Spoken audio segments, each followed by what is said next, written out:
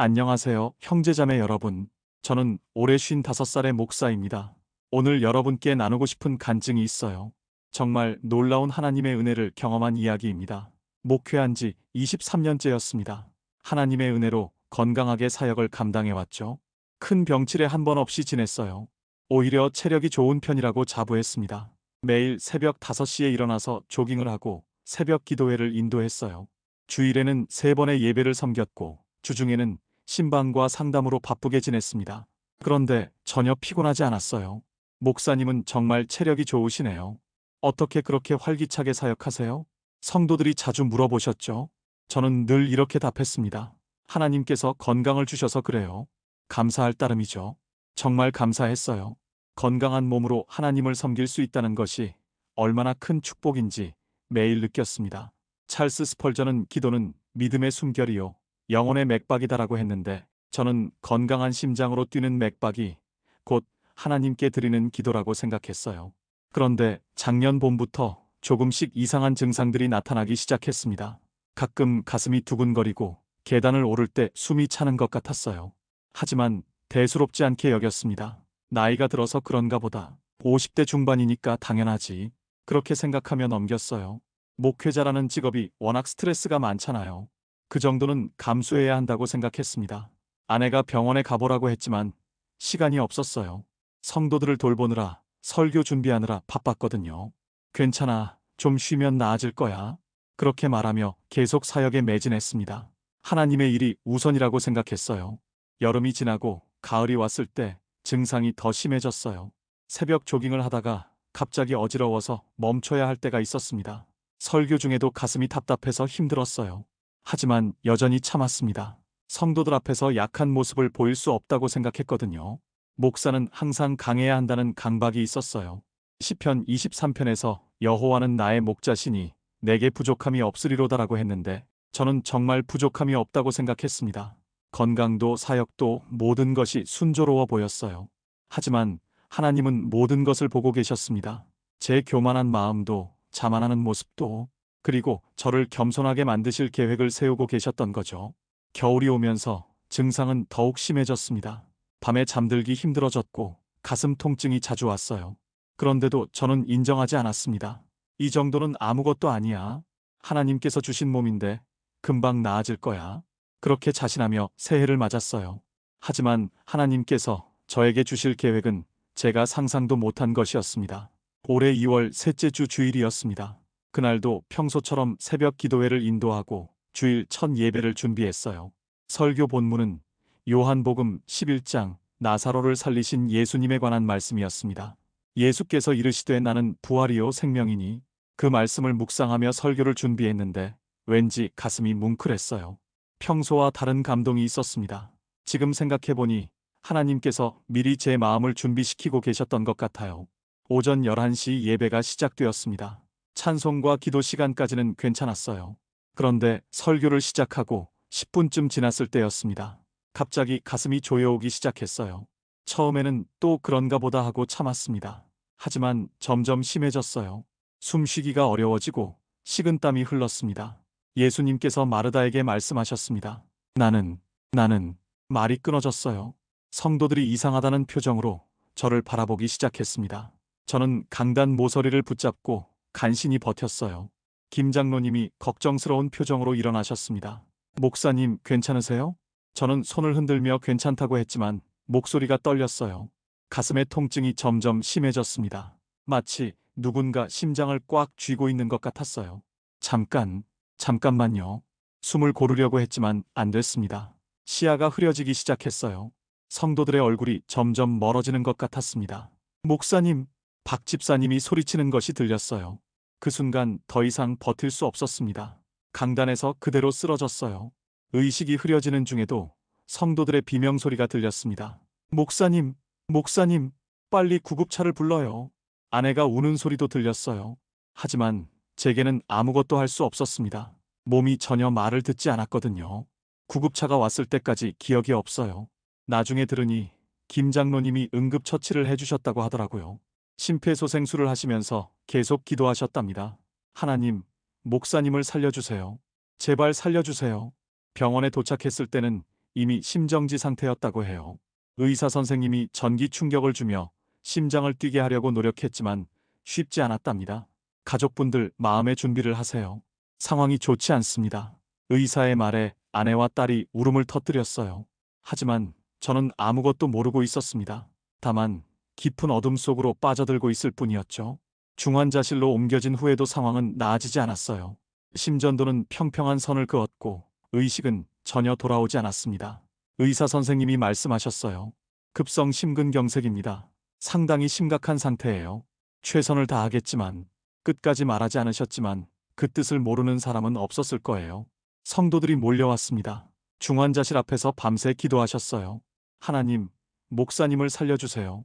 주님, 기적을 베풀어 주세요.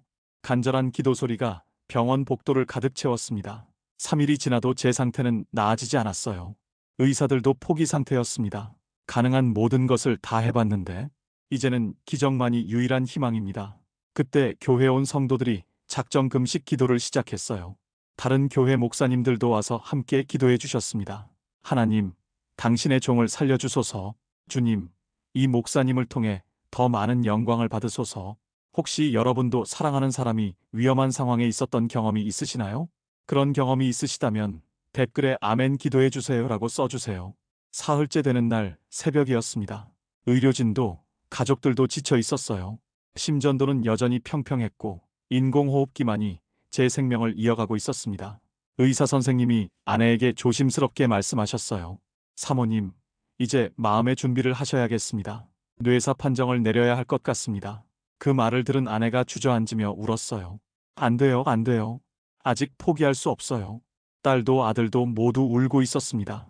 하지만 의학적으로는 더 이상 희망이 없는 상황이었어요. 그런데 바로 그때 정말 놀라운 일이 일어났습니다. 저는 갑자기 제 몸에서 빠져나오는 것을 느꼈어요. 마치 몸에서 영혼이 분리되는 것 같았습니다. 아래를 내려다보니 침대에 누워있는 제 모습이 보였어요. 이게 뭐지? 처음에는 무슨 상황인지 이해할 수 없었습니다. 아내가 울고 있고 의사들이 분주하게 움직이고 있었는데 저는 그 위에 떠 있었어요. 통증도 없었고 두려움도 없었습니다. 오히려 말로 표현할 수 없는 평안함이 있었어요. 그때 어디선가 따뜻한 빛이 비춰오기 시작했습니다. 눈부시지 않은데도 모든 것을 밝게 해주는 빛이었어요. 그 빛을 따라가고 싶은 마음이 들었습니다. 점점 그 빛 가까이 가자 말로 설명할 수 없는 아름다운 곳이 보였어요. 꽃들이 피어 있었는데 이 세상에는 없는 색깔들이었습니다. 향기도 너무 좋았어요. 이곳이 천국인가? 그렇게 생각하고 있는데 누군가가 제 이름을 부르는 소리가 들렸습니다. 성모야. 뒤돌아보니 돌아가신 어머니가 서 계셨어요. 젊었을 때의 모습으로 너무나 아름다우셨습니다. 어머니, 달려가려고 했는데 어머니가 손을 들어 막으셨어요. 아직 때가 아니다. 돌아가야 한다. 어머니, 저도 어머니와 함께 있고 싶어요. 내가 해야 할 일이 더 있다. 하나님께서 너를 다시 보내신다. 그때 더 밝은 빛이 나타났습니다. 그 빛 속에서 예수님이 나타나셨어요. 정확히 얼굴을 본 건 아니었지만 분명히 예수님이었습니다. 온몸으로 느낄 수 있었어요. 예수님께서 말씀하셨습니다. 내 아들아, 너는 내 양들을 더 먹여야 한다. 아직 내가 해야 할 일이 남아있다. 주님, 저는 부족한 목사였습니다. 교만했고 자만했어요. 그래서 너를 이곳으로 불렀다. 진짜 중요한 것이 무엇인지 알게 하려고. 예수님의 음성이 제 마음 깊숙이 스며들었어요. 따뜻하고 사랑스럽고 용서가 가득한 음성이었습니다. 생명이 얼마나 소중한지 알겠느냐? 내가 그동안 당연하게 여겼던 심장 박동 하나하나가 모두 내 선물이었다. 그제서야 깨달았어요. 제가 얼마나 큰 은혜 속에 살고 있었는지. 숨 쉬는 것, 심장이 뛰는 것, 모든 것이 하나님의 은혜였는데 저는 제 힘으로 사는 줄 알았던 거예요. 주님, 용서해 주세요. 정말 교만했습니다. 눈물이 흘렀어요. 천국에서도 눈물이 나오는 게 신기했지만 회개의 눈물이었습니다. 내 사랑하는 아들아, 나는 이미 다 용서했다. 이제 돌아가서 진짜 생명의 말씀을 전해라. 내가 경험한 이 사랑을 전해라. 예수님께서 제 머리에 손을 얹으셨어요. 그 순간 말로 표현할 수 없는 사랑이 온몸을 감쌌습니다. 이 세상의 모든 사랑을 합친 것보다 더 크고 깊은 사랑이었어요. 가라, 내 아들아. 아직 내 때가 아니다. 그러면서 제 몸을 다시 병실 쪽으로 밀어주시는 것 같았어요. 바로 그 순간이었습니다. 삐, 삐, 삐. 심전도 모니터가 소리를 내기 시작했어요. 평평하던 선이 다시 뛰기 시작한 거예요. 이게 뭐예요? 간호사가 깜짝 놀라며 의사를 불렀습니다. 선생님, 빨리 오세요. 심장이 다시 뛰고 있어요. 의사들이 달려왔어요. 믿을 수 없다는 표정이었습니다. 이럴 수가. 3일 동안 멈춰있던 심장이 갑자기. 저는 그때부터 의식이 조금씩 돌아오기 시작했어요. 눈을 뜨니 하얀 천장이 보였고 인공호흡기 소리가 들렸습니다. 여보, 여보. 아내가 제 손을 잡고 울고 있었어요. 딸과 아들도 달려와서 저를 붙잡고 울었습니다. 아버지, 아버지. 그들의 얼굴을 보니 너무 반가웠어요. 하지만 말을 할 수는 없었어요. 기관 삽관을 하고 있어서 말이 안 나왔거든요. 의사 선생님이 정말 놀라워하셨어요. 이건 의학적으로 설명할 수 없는 일입니다. 기적이에요, 기적. 간호사들도 신기해하며 계속 제 상태를 체크했어요. 모든 수치가 정상으로 돌아오고 있었습니다. 김 장로님과 성도들이 소식을 듣고 병원으로 달려왔어요. 중환자실 밖에서 하나님께 감사 기도를 드렸습니다. 하나님, 정말 감사합니다. 기적을 베풀어 주셔서 감사합니다. 찬양 소리가 병원 복도에 울려 퍼졌어요. 다른 환자 가족들도 함께 울며 하나님께 감사했습니다. 이틀 후에 기관 삽관을 제거했어요. 그제서야 말을 할 수 있게 되었습니다. 첫 마디는 이것이었어요. 하나님, 감사합니다. 목소리가 쉬어 있었지만 마음은 감사로 가득했습니다. 아내가 물어봤어요. 여보, 그동안 무슨 꿈을 꾸었어요? 계속 웃으면서 누군가와 이야기하는 것 같았어요.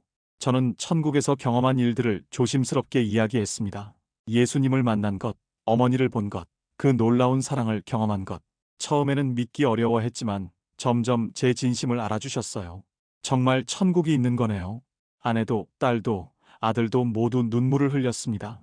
의사 선생님도 정말 신기해하셨어요. 목사님, 의학적으로는 설명할 수 없는 일입니다. 3일 동안 심정지 상태였는데 뇌사도 오지 않고 이렇게 완전히 회복된다는 것은 하나님의 기적입니다, 선생님. 네, 저도 그렇게 생각합니다. 정말 기적이에요. 그 의사 선생님은 불교 신자셨는데 제 일을 계기로 나중에 교회에 나오시게 되었어요. 일주일 후에 일반 병실로 옮겨졌습니다. 그때부터 성도들의 면회가 시작되었어요. 한 분씩 들어오실 때마다 울었습니다. 목사님, 정말 죽은 줄 알았어요. 하나님께서 살려주셔서 너무 감사해요. 저도 한 분 한 분 만날 때마다 감격스러웠어요. 예전에는 당연하게 여겼던 것들이 모두 은혜로 느껴졌습니다. 코리텐 붐은 하나님의 사랑에는 바닥이 없다고 했는데 정말 그래요. 천국에서 경험한 그 사랑은 정말 끝이 없었어요. 매일매일이 기적이었습니다. 숨을 쉴 수 있다는 것, 심장이 뛴다는 것, 가족을 볼 수 있다는 것, 모든 것이 선물이었어요. 하나님께서 제게 새 생명을 주신 이유를 계속 생각했습니다. 주님, 왜 저를 다시 보내셨나요? 마음속에서 음성이 들렸어요. 내가 경험한 나의 사랑을 전하라. 생명이 얼마나 소중한지 알리라. 한 달 후에 드디어 퇴원했습니다. 그날 성도들이 모두 나와서 저를 환영해 주셨어요. 정말 감격스러운 순간이었습니다. 목사님, 돌아오신 것을 환영합니다. 꽃다발도 주시고 환영 현수막도 걸어주셨어요. 저는 그냥 눈물만 흘렸습니다. 이렇게 저를 사랑해 주시는 성도들이 계시다는 것 자체가 기적이었어요. 집에 도착해서 제일 먼저 한 일은 기도였습니다. 하나님, 새 생명을 주셔서 감사합니다. 이 생명을 어떻게 사용하실지 가르쳐 주세요. 예전과는 완전히 달랐어요. 모든 것이 은혜로 보였습니다. 아침에 눈을 뜨는 것, 아내와 대화하는 것, 밥을 먹는 것, 하나하나가 모두 하나님의 선물이었어요. 2달 후에 다시 강단에 섰습니다. 성도들이 모두 기다리고 계셨어요. 그날 첫 설교 본문은 요한복음 11장 25절이었습니다. 예수께서 이르시되 나는 부활이요 생명이니 쓰러지기 직전에 설교하던 바로 그 말씀이었어요. 우연이 아니었습니다. 하나님의 섭리였죠. 사랑하는 성도 여러분, 저는 정말 부활을 경험했습니다. 설교를 시작하자마자 눈물이 났어요. 성도들도 모두 울었습니다. 천국에서 경험한 이야기를 조심스럽게 나누었어요. 예수님을 만난 것, 그 놀라운 사랑을 받은 것. 여러분, 생명은 정말 소중합니다. 우리가 지금 숨 쉬고 있다는 것 자체가 기적이에요. 그날 설교 후에 많은 분들이 결신하셨어요. 불신자로 나왔던 분들도 예수님을 영접했습니다. 목사님 간증을 들으니 정말 천국이 있는 것 같아요. 저도 예수님을 믿고 싶어요. 정말 놀라운 역사였어요. 하나님께서 제 경험을 통해 영혼들을 구원하고 계셨습니다. 교회 분위기도 완전히 바뀌었어요. 예전보다 더 뜨거운 예배가 되었습니다. 성도들도 생명의 소중함을 깨닫고 더 간절히 기도하기 시작했어요. 특별히 병든 성도들을 위한 기도가 늘어났습니다. 제가 기적을 경험한 후로 다른 분들도 치유의 기적을 경험하시기 시작했어요. 목사님 기도를 받으니까 정말 병이 낫는 것 같아요. 하지만 저는 항상 말씀드렸습니다. 제가 기도해서가 아니라 하나님께서 은혜를 베푸시는 거예요. 목회 스타일도 많이 바뀌었어요. 예전에는 설교 위주였다면 이제는 성도들과 더 많은 시간을 보냅니다. 신방도 더 자주 하고 개인 상담도 늘었어요.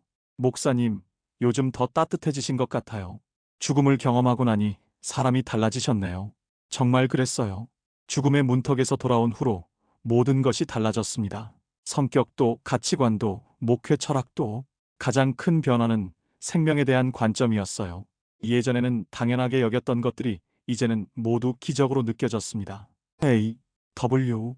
토저는 하나님을 아는 것이 모든 지식의 목적이다라고 했는데 저는 천국에서 하나님을 직접 경험했어요. 그 경험이 제 모든 목회의 바탕이 되었습니다. 매일 아침 일어날 때마다 고백합니다. 하나님, 오늘도 새 생명을 주셔서 감사합니다. 이 하루도 주님의 뜻대로 살게 해주세요. 그러면 하나님께서 항상 응답해 주세요. 내 아들아, 너는 두 번째 기회를 받았다. 그 은혜를 기억하라.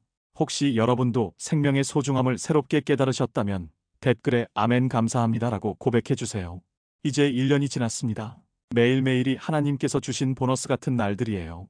예전 같으면 당연하게 지나쳤을 하루하루가 이제는 모두 선물입니다. 아침에 눈을 뜨면 제일 먼저 심장 소리를 들어봐요. 쿵쿵, 쿵쿵 규칙적으로 뛰는 심장 박동이 그렇게 고마울 수가 없어요. 하나님, 오늘도 제 심장을 뛰게 해주셔서 감사합니다. 매일 드리는 첫 기도예요. 설교도 완전히 달라졌습니다. 예전에는 지식적이고 교훈적인 설교를 했다면 이제는 생명과 사랑에 관한 설교를 주로 해요. 천국에서 경험한 예수님의 사랑을 계속 전하고 있습니다. 사랑하는 성도 여러분, 하나님의 사랑은 여러분이 상상하는 것보다 훨씬 크고 깊어요. 제가 천국에서 직접 경험했거든요. 그러면 성도들의 눈빛이 달라져요. 더 간절해지고 더 뜨거워집니다.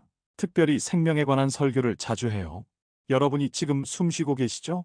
그것 자체가 기적이에요. 심장이 뛰고 계시죠?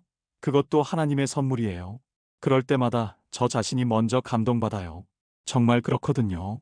살아있다는 것 자체가 너무나 큰 은혜예요. 임사체험을 한 후로 병든 성도들을 위한 기도가 많아졌어요. 제가 기적을 경험했으니까 다른 분들도 치유받으실 수 있다고 믿어요. 하나님, 김 집사님도 치유해 주세요. 저를 살려주신 것처럼 김 집사님도 고쳐주세요. 정말 놀라운 일들이 일어나고 있어요. 암 진단을 받았던 분이 완전히 나으시고 중풍으로 쓰러지셨던 분이 일어나서 걸으시고, 물론 제 기도 때문은 아니에요. 하나님의 은혜죠. 하지만 제 간증을 통해 성도들의 믿음이 커진 것 같아요. 목사님께서 죽었다가 살아나셨는데 이 정도 병쯤이야? 그런 믿음으로 기도하시니까 기적들이 일어나는 것 같아요. 다른 교회에서도 간증 요청이 많이 와요. 처음에는 부담스러웠어요. 제가 특별한 사람이 아닌데. 하지만 하나님께서 제 마음에 말씀해 주셨어요. 내가 특별해서가 아니라 내가 특별하다는 것을 보여주려는 것이다. 그래서 이제는 요청이 오면 가서 간증을 해요. 갈 때마다 놀라운 일들이 일어납니다. 불신자들이 예수님을 영접하고 병든 분들이 치유받아요. 목사님 간증을 듣고 보니 정말 천국이 있는 것 같아요. 저도 예수님을 믿고 싶어요. 그런 말씀들을 들을 때마다 하나님께 감사드려요. 제가 죽었다가 살아난 이유를 알 것 같아요. 빌리 그레이엄은 성경이 말할 때 하나님이 말씀하신다고 했는데 저는 천국에서 하나님의 음성을 직접 들었어요. 그 음성이 지금도 제 귀에 생생해요. 내 아들아, 내가 경험한 나의 사랑을 전하라. 매일매일 그 사명을 붙잡고 살고 있어요. 가족들도 많이 변했어요. 아내는 더 감사하는 사람이 되었고 아이들도 신앙이 깊어졌어요. 아버지 덕분에 하나님이 정말 계시다는 것을 확실히 알게 되었어요. 딸이 그렇게 말할 때 너무 기뻤어요. 지금도 가끔 꿈에서 천국을 봐요.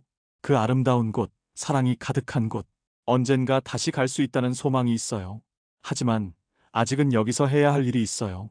하나님께서 주신 두 번째 기회를 소중히 여기며 더 많은 영혼들에게 생명의 복음을 전해야 해요. 혹시 여러분도 이런 소중한 생명을 받으셨다는 것에 감사하시나요? 그런 마음이 있으시다면 댓글에 아멘 생명 감사해요라고 써주세요. 더 많은 분들이 하나님의 사랑을 경험하실 수 있도록 구독과 좋아요로 함께 해주세요. 여러분의 참여가 생명의 복음을 전하는 통로가 됩니다. 마지막으로 요한복음 11장 25절 말씀으로 여러분을 축복합니다. 예수께서 이르시되 나는 부활이요 생명이니 나를 믿는 자는 죽어도 살겠고 치유기도 사랑하는 하나님 아버지, 지금 이 영상을 보고 있는 주님의 자녀들을 위해 기도합니다. 혹시 질병으로 고통받고 계신 분들이나 절망 가운데 있는 분들이 계시다면 주님의 치유와 회복을 경험하게 해주세요. 생명의 소중함을 깨닫게 하시고 매일매일을 감사함으로 살아가게 하소서. 천국의 소망과 부활의 확신을 마음에 새겨주세요. 오늘 이 시간 이후로 새로운 생명의 기쁨을 경험하게 해주옵소서. 예수님의 이름으로 기도합니다. 아멘. 여러분의 생명이 하나님의 사랑 안에서 더욱 풍성하기를 기도합니다. 감사합니다. 아멘.